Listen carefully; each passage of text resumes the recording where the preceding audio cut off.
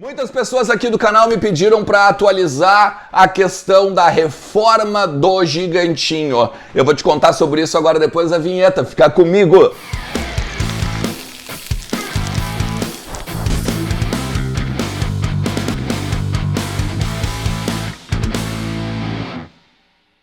Fala galera, tudo certo? Tudo beleza com vocês? Muito obrigado pela parceria, muito obrigado pelas mensagens, comentários, curtidas, os compartilhamentos. Obrigado mesmo. E aqui, ó, agora neste conteúdo eu vou trazer uma informação e alguns detalhes de uma pauta, de uma sugestão de vocês, tá? Que é a reforma do Gigantinho. Então é assim, ó, tu quer saber sobre alguma coisa do Beira-Rio, tem curiosidade? Faz o seguinte, deixa nos comentários aqui. Cara, eu preciso saber disso, eu quero saber daquela questão específica, Ernest. E eu vou atrás e eu trago para vocês, beleza?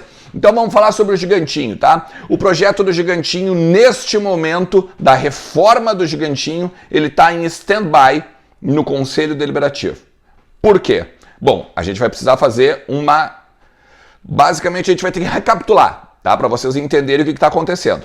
Se vocês lembrarem, no final ali de 2020, um pouquinho antes de acabar, faltava pouquinho para acabar a gestão do presidente Marcelo Medeiros, foi feita uma análise, foi feito um edital, né, todo aquele ano e tal, de 2020, foi feito um edital para que as pessoas e as empresas pudessem entrar em contato com o Inter e oferecer as possibilidades de reforma e até o que poderia ser ou vir a ser o Gigantinho, tá? No caso, venceu a melhor proposta, segundo a direção do Inter da época, o consórcio entre as empresas, as produtoras DC7 e Opus, ok? Ok. Daí qual era a ideia? A ideia era transformar o Gigantinho numa arena multiuso, para shows, para eventos, para daqui a pouco jogos, vôlei, futsal, enfim, tá?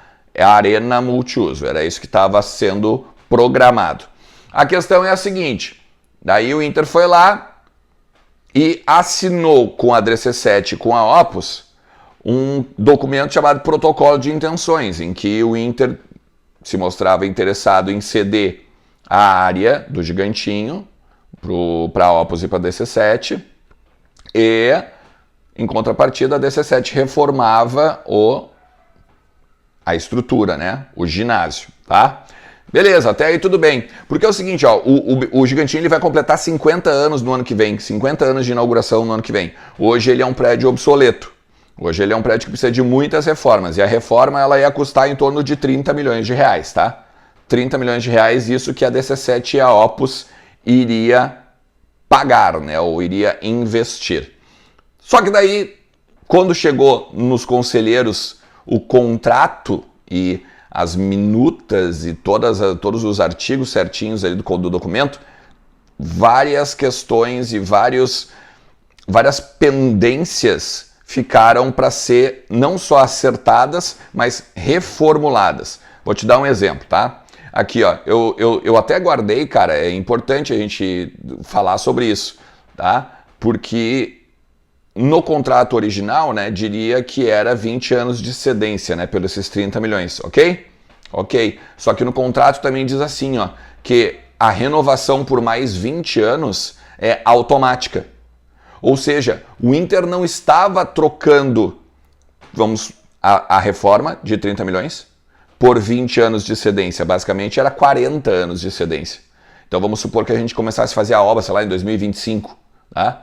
Seriam 2065 para o Inter recuperar a área, tá? Isso já deu uma primeira celeuma, tá? A segunda celeuma é o seguinte, o clube receberia um valor de assinatura, umas chamadas luvas, né? Para justamente o que o Inter ainda consegue lucrar por aquela área, tem questão de estacionamento e tudo mais, o Inter seria ressarcido. E tinha um valor X em determinado ano, valor Y em determinado ano e tudo mais. Esses valores já, primeiro, acharam baixo.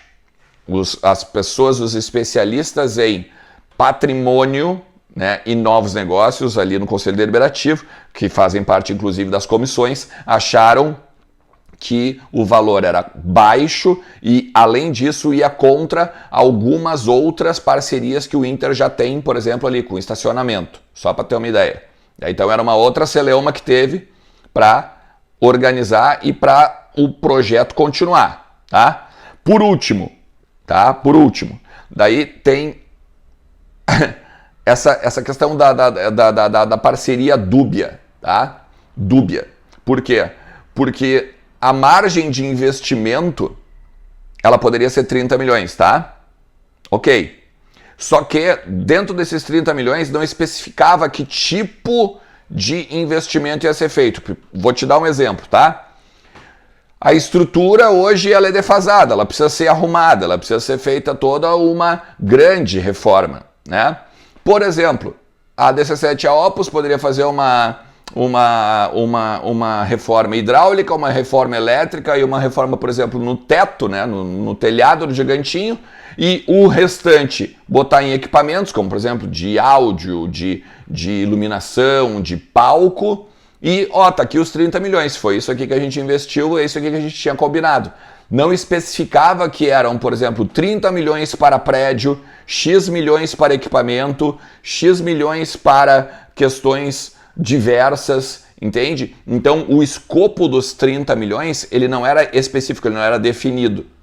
E isso também causou uma certa celeuma dentro do Conselho Deliberativo, porque eles poderiam usar os 30 milhões da forma que eles quisessem nessa dubialidade do contrato que eu estou falando para vocês. Então assim, por isso que está tudo em stand-by, porque a Opus e a DC7 elas ficaram de apresentar novas propostas e novos detalhamentos em cima de questões dos dirigentes do Inter, dos conselheiros do Inter. Tá? Há um zoom de que a DC7 e a Opus ela iria sair do negócio.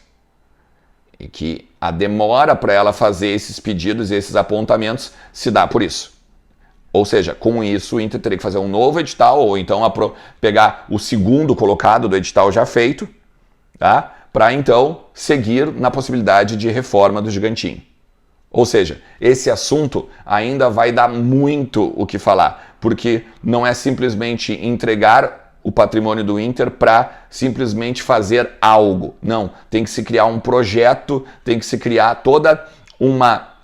todo um entorno do Gigantinho e não simplesmente vamos chegar ali e vamos arrumar. Não, vamos ter um projeto para revitalizar a área. É o que entendem os conselheiros do patrimônio, entendem principalmente os conselheiros ligados aos novos negócios do Colorado, beleza?